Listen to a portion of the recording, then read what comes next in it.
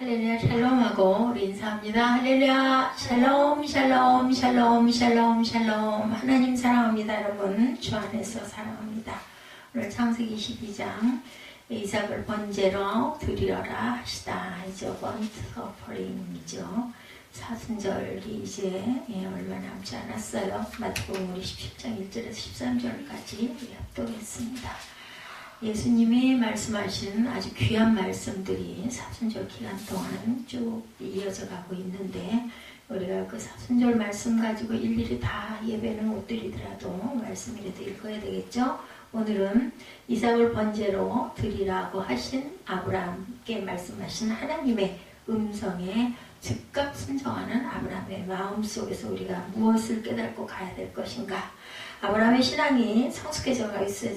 조금씩 하갈과 이스마엘을 내쫓은 고통 끝에 이제 가정에는 평화와 기쁨이 찾아옵니다. 이렇게 환란이 없고는 기쁨도 화평도 찾기가 어려운 것 같습니다. 그런데 그때 하나님께서 그가 노년에 얻은 넘치는 기쁨이 되었던 이삭을 이제 또 제물로 올리라고. 기가 막히죠. 이 사건은 아브라함의 믿음을 저울대에 올려놓는 하나님의 거룩한 시험이었는데, 만약에 우리 일상 속에서 이런 일이 일어난다면 얼마나 기가 막히겠어요. 그죠? 예수 그리스도의 대속을 예표하는 구약의 갈보리 사건이다. 영적으로 바라보면 아브라함은 믿음으로 승리해서 하나님께 인정을 받게 됩니다. 명령과 복종이죠. 1, 2절에 보면 아브라함의 믿음을 귀중하게 여기신 하나님께서 그를 연단시키시고 좀 더 견고히 세우시기 위해서 그를 시험하십니다. 누구보다도 아브라함을 잘 알고 계신 하나님이셨지만 그를 믿음의 조상으로 실질적으로 축복하기 위해서 다시 한번 마지막으로 시험을 하시는 사건. 그래서 하나님은 아브라함에게 내 아들 내 사랑하는 독자 이삭을 데리고 모리아 땅으로 가서 내가 네게 지시하는 한산 거기서 그를 번제로 드리라. 근데 여기가 이제 예루살렘 성터 다윗성이 지어지죠. 그 자리에 부르시는 주체는 누구세요? 하나님이십니다. 고린도전서 1장 9절에 너희를 불러 그의 아들 예수 그리스도 우리 주와 더불어 교제하게 하시는 하나님은 미쁘시도다. 미쁘시다라는 건 신실하고 변함이 없으시다라는 뜻이죠. 부르심에는 후회가 없다. 로마서 11장 29절 하나님의 은사와 부르심에는 후회함이 없느니라. 모든 일에 인도하신 하나님. 시편 48편 14절에 이 하나님은 영원히 우리 하나님이시니 그가 우리를 죽을 때까지 인도하시는, 우리가 육신이 죽었어도 영혼도 하나님께서 인도하시고 보듬어 주시죠. 산으로 이제 아브라함이 딱 개나리 보침을 짊어지고 번제로 쓸 이삭을 데리고 손을 붙들고 가는 거죠. 근데 이삭의 나이가 그때 정사무엘 나이 정도 14, 15세 정도 된 그런 아주 어린 아이는 아니더라고요. 아브라함에게 떨어진 하나님의 명령은 한마디로 내 사랑하는 아들을 죽여라. 나한테 번제로 태워서 올려라. 이런 이야기인데, 그때 하나님이 제단을 받으실 때 사람은 절대로 사람을 드리는 건 아주 금했었어요. 몰록인가요? 거기에서 그렇게 자식들을 불에다가 태워서 드렸지, 하나님은 절대로 그거 가증하다고 그렇게 못하게 하신 것만 봐도 이건 아니다 생각을 했어야 되는 건지 저희 생각이고, 이걸 직접 받은 사람은 기가 막혔을 것 같습니다. 이런 명령은 아브라함으로서는 무척 감당하기 어려운 거지만 그는 즉각 명령에 순종하는 자세를 보이죠.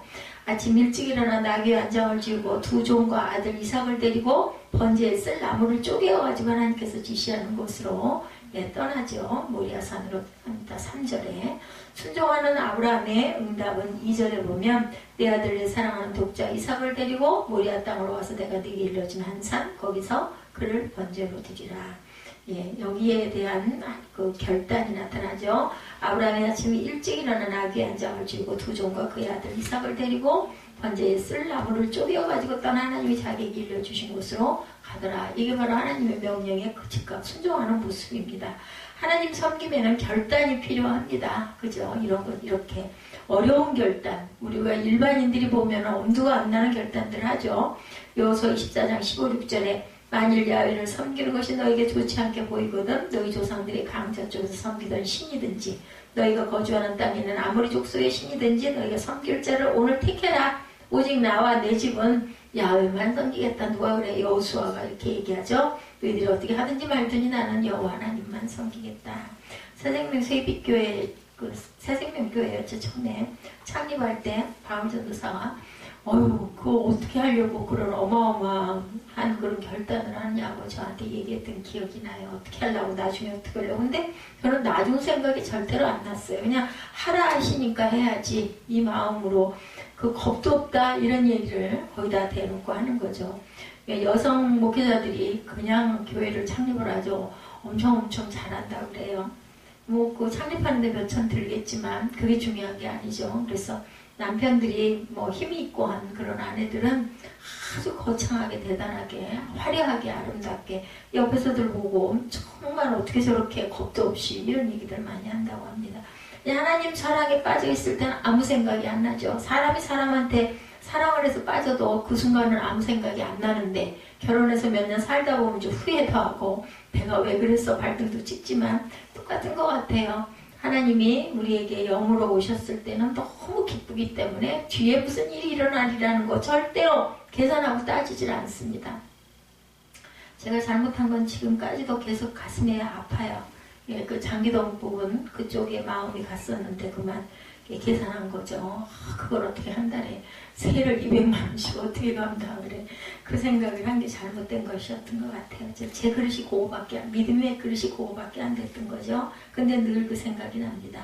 산에 도착하죠. 모리아산을 향해 가는 도중에 이상한 아브라함에게 불과 나무는 있거니와 번제할 양이 어딨어요? 하고, 아니 아들이 사무엘 나이 정도 되니 물어봤겠죠. 7절에 이 아브라함은 번제할 어린 양은 누가 8절에 보면 하나님께서 준비하신다 이렇게 대답하죠. 그는 이 제물이 자신의 아들 이삭인 줄 알았지만 이삭은 모르죠. 그리고 하나님이 알아서 하시겠지. 하나님이 주셨는데, 그리고 아마 설마하니 이런 생각도 하지 않았을까. 그래도 두려웠을 것 같아요. 드디어 아브라함과 이삭은 하나님께서 지시하는 산에 9절에 보면 도착이 되죠.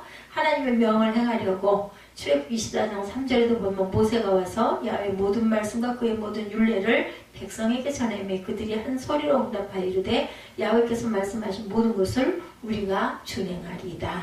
하나님께서 말씀하시면은 우리는 그저 즉각 하라는 대로, 할 수 없는 걸 하라고는 안 하시더라고요. 보면 산에 도착하죠. 하나님 그에게 일러주신 곳에 이름지라 9절에 보면 아들을 드리죠. 10절에 하나님께서 지시하시는 장소에 도착한 아브라함은 제단을 쌓고 번제물로 그의 아들 이삭을 결박했을 때 어땠을까요? 사무엘을 만약에 바지를 꽁꽁 묶으면 가만히 있었겠어요?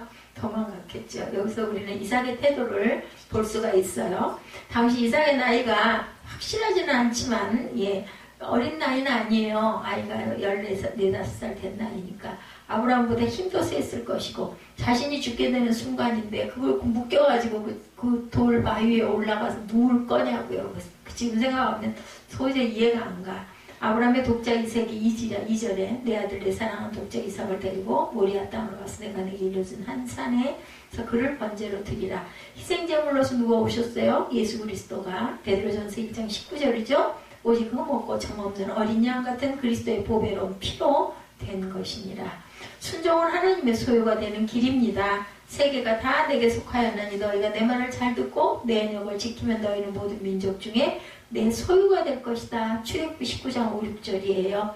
너희가 내게 대하여 제사장 나라가 되고 거룩한 백성이 되리라. 너는 이 말을 이스라엘 자손에게 전할지니라. 어때요? 순종하고 하나님의 소유가 되게 되면 너희는 거룩한 백성이 되고 또한 제사장의 나라가 될 거다. 아들을 향해서 칼을 둡니다. 10절에 아브라함은 아들 이삭을 결박하고 그를 제단에 올려놓고 아들을 죽여야 하는 차례예요. 그냥 칼을 잡아 올려가지고 어때요? 뭐 내려 찍어야지 별 수 없는 거죠. 그 순간이에요. 사랑하는 아들을 죽여야 하는 아버지의 심정은 말할 수가 없었겠죠. 그러나 아브라함은 그것이 하나님의 명령이기 때문에 순종하기 위해서 칼을 들죠. 이토록 하나님의 말씀을 귀히 여기고 순종한 아브라함의 신앙, 기가 막힌 신앙인데 이걸 우리는 본받고 가야 되는데 이거 우리 힘으로 하는 거 아니에요. 그죠? 하나님이 힘 주시면 할 수 있죠. 하나님의 요구대로 창세기 22장 9절 나무 제단을 쌓고 나무를 버려놓고 그 아들 이삭을 결박하여 제단 나무 위에 놓고 그리고 칼을 들고 치려겠다. 10절에 보면 손을 내밀어 칼을 잡고 그 아들을 잡으려 하니 자식을 잡아요. 11절에 아브라함은 하나님이 부르시죠. 아브라함이 제단에 오면 이삭을 칼로 내려 치려고 할 때 야훼 사자의 음성이 들려왔다. 성경을 통해서 보면 하나님의 사자가 인간에게 나타나시는 그런 구절이 여러 군데 나타납니다. 대부분 인간이 어려움에 처했을 때 어려움을 해결해 주고자 나타나시죠. 예, 누구 생각나세요? 누구죠? 막 도망갔던 엘리야. 그죠? 나 이제 죽겠습니다. 그렇게 하고 차라리 죽는 게 낫다고 할 때, 그죠? 예. 그 척차가 쫓아와가지고 먹이고 물 마시게 하고 또 재우죠.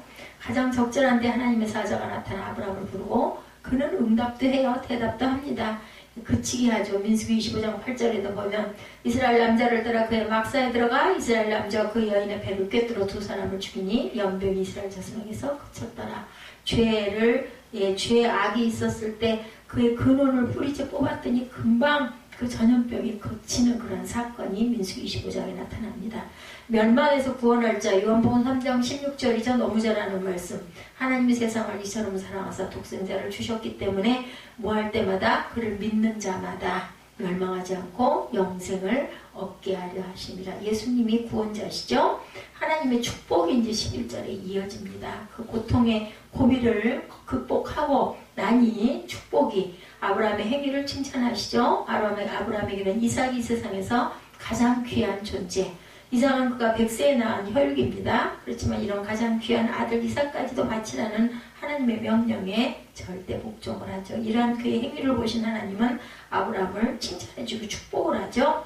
믿음 따라 그 축복을 받죠. 12절에 사자가 이르시되 그 아이에게 내 손을 대지 말라. 그에게 아무 일도 하지 말라. 내가 내 아들 내 독자까지도 내게 아끼지 아니하였으니 내가 이제야 내가 하나님을 경외하는 줄을 아노라. 이렇게 축복합니다. 무한한 가치가 없는 모든 것들 베드로서 1장 14절에 이는 우리 주 예수 그리스도께서 내게 지시하신 것 같이 나도 나의 장막을 벗어날 것이 임박할 줄을 알미라. 우리 장막을 벗을 때가 각자에게는 언제일지 절대 모르고 본인이 할 수 있는 건 절대 아닌데 있긴 하죠. 자손 번성에 대한 축복을 받아요. 17절에 하나님은 이삭 대신 예비한 순양으로 번제를 드리도록 하고 아브라함의 행위를 칭찬하신 하나님은 아브라함의 후손이 어떻게 된다? 하늘의 별과 같이 바닷가의 모래같이 번성할 것이다. 이렇게 축복을 합니다. 그리고 아브라함의 씨가 대적의 문을 얻으리라. 예, 내 씨로 말미암아 천하 만민이 복을 받으리라고 말씀하죠. 별과 같이 많은 후손에 대해서는 창세기 15장 5절에 나타났었죠. 그를 이끌고 밖으로 나가 이르시되 아브라함 하늘을 우러러 무뼈를 셀 수 있나 보라. 또 그에게 이르시되 내 자손이 그와 같으리라. 그를 이끌고 밖으로 나가 이르시되 하늘을 우러러 무뼈를 셀 수 있나 보라. 그들에게 이르시되 내 자손이 이와 같으리라. 그를 이끌고 밖으로 나가 이르시되 하늘을 우러러 계속 그렇게 말씀을 하셨다는 거죠. 번성케 할 약속에 대해서 내가 너희를 돌보아 너희를 번성하게 하고 너희를 창대하게 할 것이며 내가 너희와 함께한 내 언약을 이행하리라. 레위기 26장 9절이에요. 모든 그 신자들의 조상이 되겠다. 로마서 4장 16절 17절이죠. 그러므로 상속자가 되는 그것이 은혜에 속하기 위하여 믿음으로 되나니 이는 그 약속을 그 모든 후손에게 굳게 하려 하심이라. 율법에 속한 자에게 뿐만 아니라 아브라함의 믿음에 속한 자에게도 그러하니 아브라함은 우리 모든 믿음의 사람들의 조상이다. 예, 그릇된 바 내가 너를 많은 민족의 조상으로 세웠다 하신 것 같으니 그가 믿는 바 하나님은 죽은 자를 살리시며 없는 것을 있는 것으로 부르시는 이시니라. 로마서 4장 17절입니다. 나홀의 가족에 대한 부분이 20절부터 나오죠. 아브라함 동생 나홀은 자신의 아내 밀가를 통해서 8명 그리고 첩인 루후마를 통해서 4명 모두 12명의 자녀를 둡니다. 아브라함의 동생 나홀. 여기서 아브라함의 동생인 나홀의 족보가 소개되고 있는 것은 아브라함의 가문과 나홀 가문의 근친 결혼을 해요. 그 시대엔 그렇게 했기 때문에 거기서 야곱과 요셉 등과 같은 언약적인 혈통이 이어지기 때문에 벼랑간에 아브라함의 동생 나홀 이야기가 나옵니다. 영광스러운 유업을 이어가게 되죠. 마태복음 25장 34절에 그때 임금이 오른편에 있는 자에게 이르시되 내 아버지께 복받을 자들이여 나와 창세로부터 너희를 위하여 예비된 나라를 상속받으라. 능히 이루시죠. 로마서 4장 21절에 보면 약속하신 그것을 또한 능히 이루실 줄을 확신하였으니 그러므로 그것들이 그에게 의로 여겨졌느니라. 이렇게 증거합니다. 그래서 오늘 창세기 22장은 우리는 살아가면서 많은 시험을 겪게 되는데 날로 번창하던 사업이 하루아침에 망해버릴 때도 있고 사랑하는 부모 형제가 목전에서 숨져가는 등의 사건들이 벌어지죠. 그런데 오늘 22장에서 독자 이삭을 번제로 바치라는 하나님의 명령은 아브라함에겐 정말 커다란 시험이었다. 마지막 시험일 수도 있는, 시험에 승리한 아브라함에게는 축복이 임한 것처럼 우리도 모두 다 그 시험을 믿음과 인내로 승리해서 우리도 그렇게 했을 때 아브라함과 같은 축복을 분명히 받을 수 있을 것이다. 예. 언제 알았겠어요? 이렇게 우리 김종국 집사가 그렇게 그런 일을 그렇게 맡아가지고, 예, 뭐 본인이 직접 혼자 하는 건 아니지만 우리는 생각할 때 그렇게 생각 안 했잖아요. 예, 사업을 한다고 그랬을 때 무슨 사업이야, 말도 안 돼, 뭘 갖고 하려고, 이런 생각을 했는데, 예, 지금도 보면 정말 묘한 연결고리가 있었던 걸 우리는 그 시절에는 몇 년 전에도 절대로 알 수가 없었죠. 그릇이 되질 못한다라는 생각만 했는데 사람이 붙여지고, 그것도 또한 이제 앞으로 가는 과정에 어려움도 많고 갈등도 많겠지만 그것을 내가 하려고 그러면 할 수 있는 건 없습니다. 하나님께 맡기고 전폭적으로 의지하고 가야 되겠죠. 모리아산을 넘은 후에 이런 그 부분들을 우리는 한번 창세기 22장을 통해서 돌아봅니다. 사순절 기간이에요. 지금은, 그죠? 사순절에 대해서 제가 좀 보았습니다. 부활절을 앞두고 그 예수님이 십자가 고난을 우리가 묵상하는 기간입니다. 신앙 성숙을 위한 수련의 기간이기도 한데, 신앙의 업그레이드의 기회. 금년 부활절은 4월 21일이죠. 매년 부활절 날짜가 달라지는데 그 이유는 도대체 왜 날짜가 달라지나? 예수님의 부활 날짜를 가지고 논쟁이 되자 AD 325년 니케아 종교회의에서 이런 기준으로 부활절을 정했다고 합니다. 충분히 지나고 만월이 된 후 첫 주일부터 시작을 한다고 그래요. 그러니까 이게 음력입니다. 새 몸이 되어서 새 생명이 소생하는 것을 부활을 상징하기 위해서 정했다고 합니다. 음력으로 환산하기 때문에 날짜가 달라지는데, 금년 부활절은 4월 20일이기 때문에 거꾸로 사순을 역순해서 3월 6일부터 4월 21일이 부활절이 되고 사실 4월 20일까지가 사순절 40일이죠. 예, 그래서 기독교에서 사순절을 비롯한 절기를 지키는 이유는 바로 예수님의 그 은총, 그리고 공로, 그리고 그 대속의 그 피의 역사, 그런 것들을 우리가 다시 한번 생각하고 감사하고 기억하고 예수님의 사랑을 우리가 기리고 가자, 이런 뜻입니다. 그래서 말씀들은 전부 다 예수님이 말씀하신 거, 아니면 부활의 은총, 역사, 기적, 이런 것들이 나타나 있는 것이 바로 사순절 말씀으로 이루어져 있다. 그 중에서도 사순절은 굉장히 기간이 길어요. 그래서 우리가 그 기회를 통해서 기도하고 말씀을 묵상하면서 우리의 신앙을 좀 다져나가는 그런 시기. 그러면서 뭐를 준비해요? 예수님 부활을 우리는 알고 있기 때문에 맞을 준비를 하고, 그랬을 때 또한 부활절이 더욱더 마음에 의미가 있고 기쁨이 있게 하기 위한 것이다. 이 기간 중에 우리의 신앙이 부쩍 자랄 수 있기를 주님의 이름으로 축복합니다. 그래서 사순절이 왜 사순절이고 기간이 왜 이렇게 자꾸 날짜가 달라지는지, 그리고 왜 이런 것이 생겨났는지, 그래서 이제 사람들이 만든 것이긴 하지만 어찌됐든 부활절을 기념하기 위해서 40일 전부터 하루하루 거꾸로 세어가는 때다. 예수를 믿고 성령 안에서 거듭나면 어린아이가 태어난 것 같죠. 그로부터 매일매일 우리가 자라가야 되는데, 신앙의 연주가 길어지는데도 신앙이 제대로 자라지 않으면 뭐라고 그래요? 어른아이다, 이렇게 얘기를 합니다. 근데 우리 안에는 누구든지 어른들도 안에 아이가 있더라고요. 나이가 들면 들수록 더 보면은 아기 같은 생각들을 더 많이 하게 되죠. 하나님도 또한 우리 자신도 가끔 가다 보면은 하나님도 안타까워하시고 우리 자신도 참 안쓰럽다라고 생각할 때가 많습니다. 저도 육신의 성장과 비교해서 우리가 보면 정말 안타깝죠. 거꾸로 가고 있으니까. 자식이 나이가 많이 들었는데 성장이 되진 않는다면 정말 부모가 안타까울 것 같아요. 하나님도 우리를 바라볼 때 같지 않을까. 영적으로도 마찬가지겠죠. 신앙의 연조에 따라 신앙이 자라야 되는데 그렇게 쉽지가 않습니다. 오히려 또 중간에서 아예 벗어나는 사람도 있고, 정말 세상으로 나가가지고 그냥 상관없이 사는 사람도 있고, 하나님의 마음이 아프실 것 같아요. 예수님도 뭐라고 그러셨어요? 나중된 자가 먼저 되고 먼저 된 자가 나중 될 수도 있다. 누가복음 13장에 말씀합니다. 어쨌든 우리 신앙이 매일매일 매년 자라가기를 바라고 기도하고 그래서 계속해서 예배하고 말씀 묵상을 하죠. 예, 올해 2019년 사순절에도 우리가 이 부분을 명심하고 신앙 성장에 힘쓰는 저와 여러분들이 되셔야 되겠죠. 모리아산의 상징적인 의미, 신앙의 최고봉을 의미하고 있습니다. 아브라함은 본래 하나님을 모르는 사람이었었죠. 아버지가 우상을 만드는 그러한 그 집안에서 태어난 아들이에요. 테라죠. 테라 아버지 이름이. 그러하여금 큰 민족을 근데 이루어주시겠다고 약속을 해요. 믿음의 가정도 아니었는데도 불구하고 아브라함은 그 말씀을 듣고 믿음으로 순종하고 가나안 땅으로 무작정 갑니다. 근데 정말 현실은 기가 막히죠. 예, 쉽지가 않습니다. 그의 나이는 75세. 아내 사라의 나이도 65세인데 자식이 없었어요. 지금으로 보면 노인인데 그때는 예, 명이 길었기 때문에 꼭 그렇게 볼 일도 아닐 것 같습니다. 세월이 흘러가면서 그의 믿음이 자꾸 흔들리죠. 순간순간. 그때마다 하나님이 그를 단련시키시고 신앙을 성장시켜서 도대체 왜 아브라함이었을까? 근데 우리는 늘 그렇잖아요. 우리가 그 선택을 받는 것도 보면은 도대체 말도 안 될 것 같은 사람을 하나님께서는 선택을 하시죠.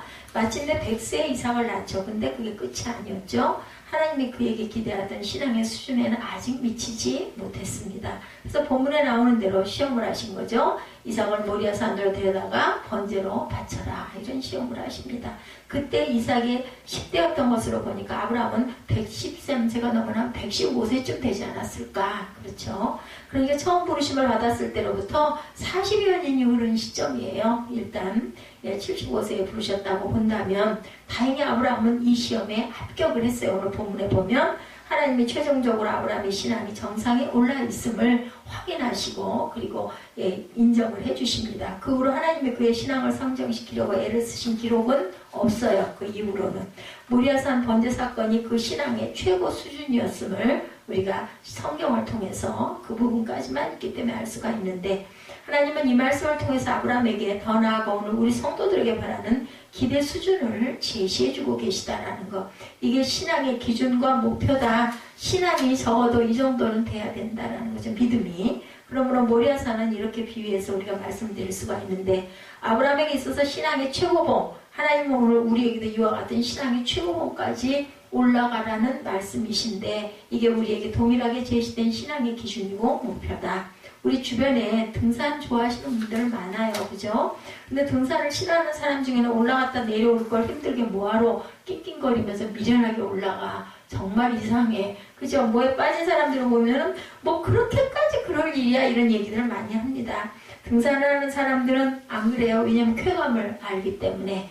때로는 험준할수록 높을수록 도전하는 잘못하면 삐끗하면 떨어져서 죽고 아니면 불구가 되기도 하는데 산의 정상 최고봉에 올라가면 눈앞에 시야가 기가 막히게 트이죠. 저도 뭐 그렇게 높은 데는 아니지만 어쨌든 정상에 올라보면 정말 그 땀 흘리고 올라온 게 정말 다 풀려요. 그죠? 그런데 내려갈 때는 이제 더 쉽게 내려가는 게 오히려 힘들다고도 하지만 그래도 올라갈 때가 저는 더 힘든 것 같아요. 거기 어디야? 얼마나 봤어? 막 이러고 올라가니까. 내려가는 거지 끝까지 갔으면 내려가기만 하면 되니까 더 열심히 내려갑니다. 신앙도 마찬가지라는 거죠. 예수님을 믿는다고 다 같은 게 아니에요. 보면. 그죠? 정말 은혜도 많이 받은 사람이 어느 순간 그냥부터 너무 빨리 식어버리는 사람도 있고 정말 힘들게 잘 믿지는 않는 것 같으면서도 끈질기게 가다가 나중에 끝까지 가는 분들도 있습니다. 형태가 여러 가지입니다. 맨 처음 예수를 영접하는 것이 정말 중요한데 기본적으로 하나님의 자녀가 되고 영생의 복을 얻게 되는 것. 그 다음에는 신앙이 계속 성장해서 가야 되는데 더 풍성한 축복을 경험하기 위해서 천국의 영광과 상급을 위해서 하나님은 우리의 가장 높은 신앙의 최고봉에 오를 것을 기대하십니다. 우리 김효수 집사님 같은 경우는 젊은 나이에 가신 게 어떤 면으로 보면 그만큼 신앙이 자랐기 때문에 너 이제 여기 와도 된다 해서 정말 우리가 그 세상에서는 너무나 섭섭하고 너무나 안타깝고 그 좀 더 있어야지 애들도 커야 되는데 이런 생각이 들지만 그 집사님으로 볼 때는 하나님이 보시기에 그만하면 됐으니 너 여기 올 자격이 있다 하고 불러가신 게 아닌가. 제가 문득 지금 이거 위에 설교하면서 그 마음이 와요. 저 같은 경우는 아직 멀었으니까 너 좀 더 있어. 더 좀 훈련이 돼야지. 안 그러면 너 여기 못 오겠다. 그래서 여기다 세워놓으신 것 같다는 생각을 합니다. 때로는 하나님께서 우리를 신앙의 최고봉으로 끌어올리려고 역사하는 일들이 순간순간 있고, 부모의 심정과 같다. 제가 아들을 계속 끌고 가면서 요즘에는 이제 말이 좀 먹히죠. 네 앞날을 위해서 네가 그런 게 연습이 돼야 되고, 그렇게 훈련이 돼야 되고, 습관도 그렇게 딱 만들어 가야 되고, 이를 닦는 거, 정돈하는 거, 이런 것들은 네가 그렇게 해가야 되고, 지금까지 네가 너무나 그런 부분이 없이 잠을 많이 자고 무절제 하다 보니까 이런 일들이 일어나지 않느냐. 제가 이렇게 타이릅니다. 본인도 인정을 하죠. 왜냐하면 마음을 먹는 거 본인이 안 먹으면 안 되더라고요. 근데 마음을 먹게끔 계속 우리는 반복을 하죠. 아이들이 생각할 땐 잔소리라고 그러지만 사실은 정말로 잔소리가 아니라 귀한 소리예요. 대충 해라. 뭐 힘들게 공부냐. 공부는 이런 부모는 없어요. 누구나 열심히 해라 이렇게 얘기하죠. 철없는 아이는 좋아할지 모르지만 진짜 좋은 부모는 그러진 않습니다. 절대로 그렇게 말하는 부모님은 없습니다. 힘들어도 너 그거 견디고 극복해야 된다. 세상은 넓고 할 일은 많고 네 인생은 길어. 그러니까 다 네 거야. 근데 네가 이런 것들을 잘 훈련하고 하지. 어느 날 갑자기 되는 일은 없다. 이런 얘기를 부모님들은 다 합니다. 그래서 조금만 더 힘을 내라. 조금만 더 힘을 내라. 용기를 북돋워 주죠. 이렇게 부모들은 자식을 생각하는 마음이 똑같은 것처럼 하나님도 마찬가지다. 하나님은 지금까지도 여러 모양으로 아브라함의 신앙을 성장시키려고 애쓰셨는데 이제는 마지막 단계로 모리아 산에서 하나밖에 없는 내가 준 아들 이삭을 번제로 드리라 말씀하죠. 아브라함을 시험하시려고 그를 부르시되 1절에 그렇게 나타납니다. 성경에 나오는 시험은 두 가지죠. 하나는 사탄의 시험, 그죠? 템프트라고 하죠. 유혹이죠. 여기서 시험은 바로 하나님의 시험, 테스트입니다. 사탄은 템프트, 그리고 하나님의 시험은 테스트. 하나님의 그에게 2절에 보면 이런 시험을 하시죠. 번제로 네 아들을 드려라. 기가 막힌 이야기죠. 100세에 나와가지고 눈에 넣어도 아까울 정도의 아들을 이제 또 갖다 바치래. 기가 막힌 거예요. 하나님이 망령에 나시지 않으면 그럴 수가 있나? 이런 생각이 들 정도죠. 하나님이 중간에 중지시켰지만 뭐 당연히 드린 거죠. 그 순간 멈춰라 안 했으면 꽂았을 거 아닙니까? 드린 거예요. 모리아산에 오른 아브라함은 하나님을 온전히 믿는 믿음의 사람, 순종의 사람, 헌신의 사람이었다. 하나님의 요구하신 기대치인 신앙의 최고봉은 바로 하나님을 향한 온전한 사랑이에요. 아들을 받겠다고 하는 건 뭐 그 아들 번제로 드려가지고 뭐 좋을 일이 있겠어요. 그러니까 우리가 가만히 뜻을 생각해보면 아는 거죠. 나를 망하게 하실 양반은 아니니까 분명히 어떤 뜻이 있을 것이다 라는 걸 깨달으면 패스가 되는 거고, 못 깨달고 막 거기에 반기를 들면은 패스를 못 받고 고난을 계속 받는 거죠. 3절에 아브라함이 일찍 일어났다. 순종이죠. 청청병력 같은 말씀이라 아내에게도 알리지를 못했어요. 그죠? 결론은 순종이었습니다. 그의 믿음이 이제 성장, 기가 막히게 성장, 감사의 성장했을 것 같아요. 얼마나 여기 이렇게 나왔지만 얼마나 기가 막혀가지고 밤새 잠도 못 잤을 것 같아요. 3일을 가서 모리아산에 당도합니다. 근데 왜 하필이면 3일이었을까? 또 한번 생각해보죠. 작심삼일이라는 말 있잖아요. 우리 보면 그도 사람인데 아무리 믿음 있다고 하지만 흔들렸겠죠. 그래서 하나님이 3일 동안 시간을 주신 것은 아니냐. 모리아산이라는 곳이. 아브라함은 3일이 지나도록 그 믿음이 흔들리지 않고, 흔들렸다 하더라도 결국은 갔으니까, 그죠? 믿음이 견고했다. 아브라함은 하나님을 전폭적으로 믿고 신뢰합니다. 의심하는 것은 사랑이 아니라고 그러죠. 그는 이삭을 바치라는 하나님의 의도가 무엇인지는 몰랐지만 그냥 믿었어요. 무슨 뜻이 있으시겠지 하고. 이삭의 씨가 되어 큰 민족을 이룬다고 약속하셨는데 무슨 대책이 있으시겠지 이렇게 생각을 한 거죠. 주신 것도 하나님이시니까 뭐 데려가셔도 어쩔 수 없지라고 생각합니다. 그가 종들에게 산기슭에서 뭐라 그래요? 기다리라고 그러죠. 5절에 아브라함이 종들에게 이르되 너희는 나귀와 함께 여기서 기다리라. 내가 아이와 함께 거기 가서 예배하고 우리가 내게로 돌아오리라. 이렇게 얘기를 한 걸 보면 분명히 너희에게로 돌아오리라 우리가 합니다. 복수죠. 이삭이 죽어도 살아날 것을 믿었다라는 이야기. 아브라함과 이삭 둘이 산꼭대기에 올라가는데 아들이 이제 또 물어보죠. 번제할 양은 어디 있습니까? 8절에 아브라함이 이르되 내 아들아 번제할 어린 양은 하나님이 자기를 위하여 친히 준비하시리라 하고 두 사람이 함께 나아갔다. 이렇게 증거합니다. 하나님이 준비하신다라고 말한 것은 설명하기가 곤란해서 그냥 돌려댄 말인지 아니면은 정말로 그렇게 생각하는지 그건 알 수가 없어요. 아마 전자지 않을까 싶어요. 대답을 그렇게 일단 한 거죠. 제2차 세계대전 당시 어느 유태인 수용소의 벽에 이런 글귀가 적혀 있었다고 합니다. 태양이 빛나지 않을 때라도 나는 태양이 존재함을 믿습니다. 안 그래요? 저희들 믿지 않아요? 깜깜하게 구름이 끼어서 아주 캄캄한 어느 날 비가 쏟아지고 먹장구름이 낀 날도 그 위에는 분명히 태양이 있을 걸 모르는 사람은 없습니다. 가려져서 안 보인다고 생각하는 거죠. 내가 느낄 수 없을지라도 나는 사랑을 믿습니다. 그분이 지금은 침묵하고 계시더라도 하나님이 계심을 믿습니다. 이런 고백이와 같다.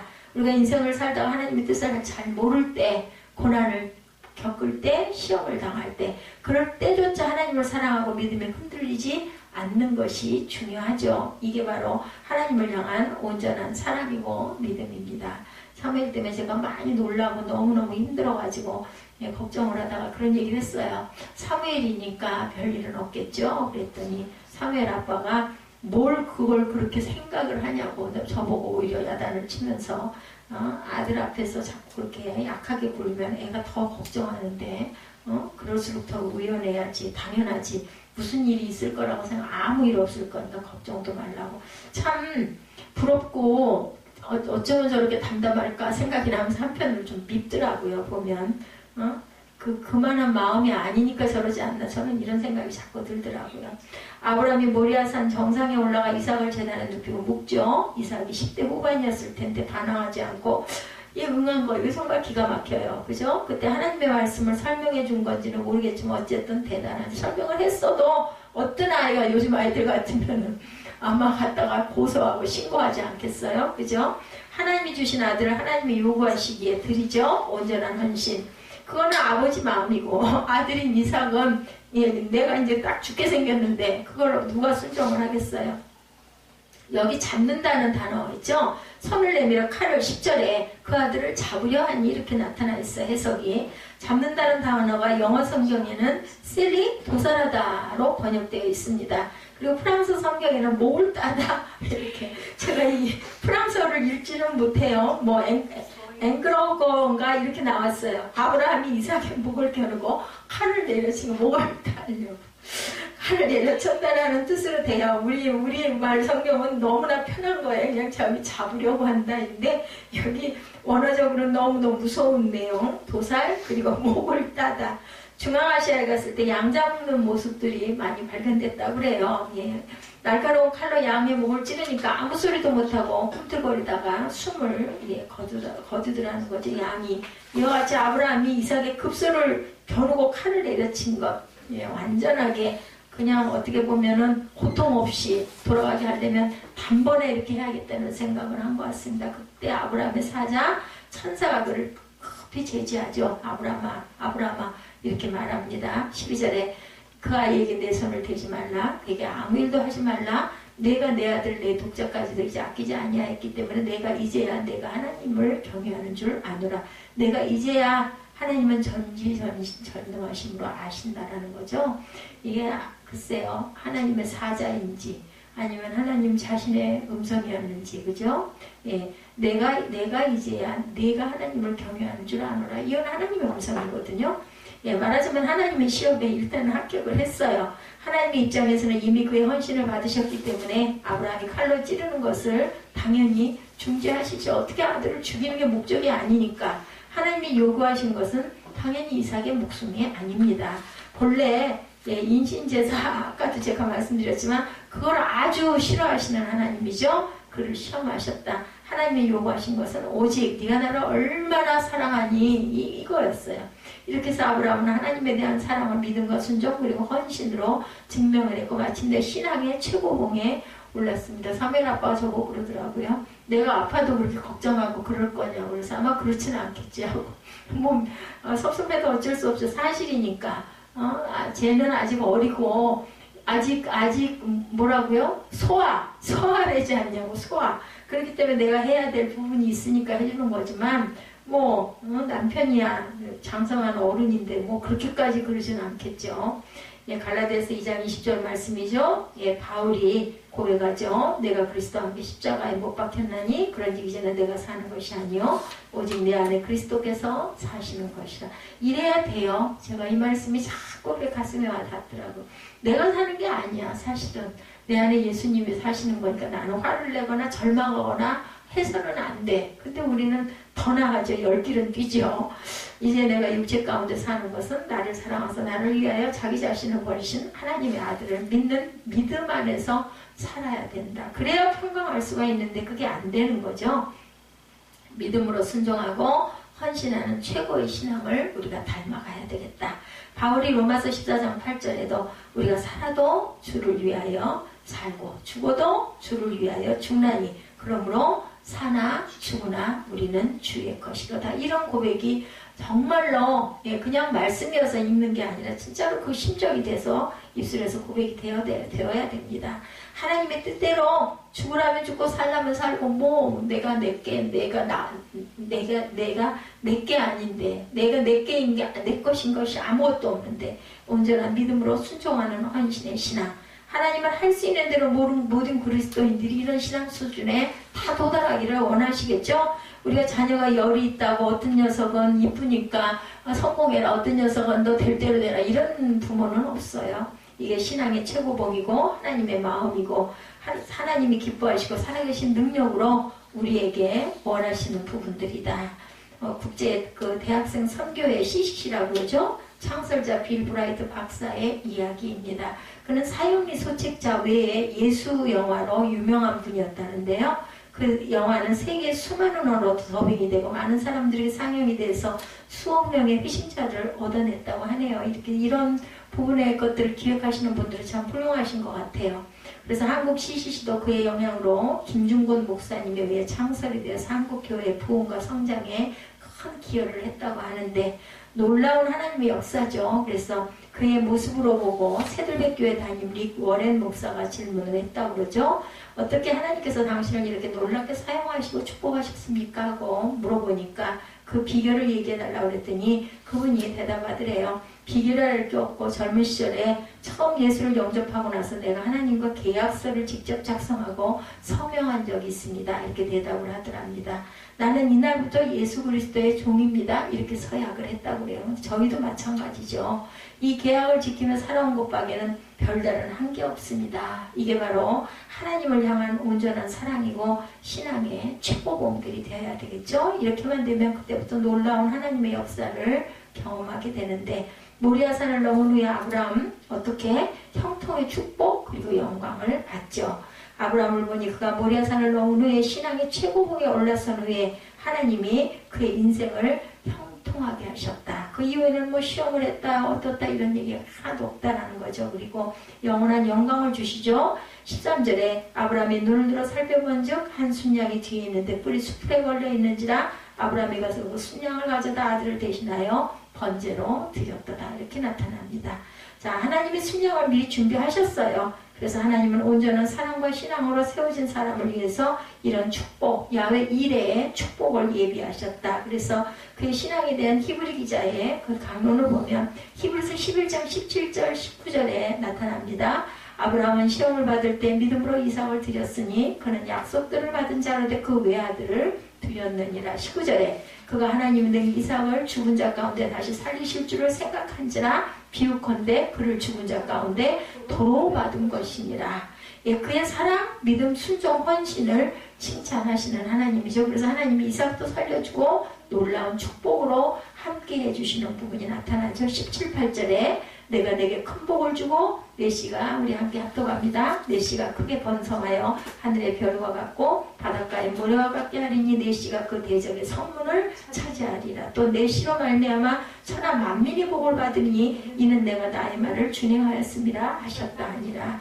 내 씨라는 말이 3회 나와요. 17, 8절에 히브리 원어로 보면 특이한 단어라고 합니다. 동일한 단어 같지만 문맥에 따라 때로는 집합체를 때로는 개체를 의미하기도 하는데 17절 상반절에 있는 내 씨로 크게 성하여 하늘의 별과 같고 바다의 모래와 같게 하리나는 아브라함의 후손이 그렇게 많아질 것 것을 얘기하는 거죠. 그리고 17절 하반절에 내시가 그 대적의 문을 얻으리라고 나온 부분은 내시는 메시아로 오실 예수 그리스도를 가리킨다라는 거죠. 그래서 고대에는 성문이 중심지였어요. 어느 곳이나.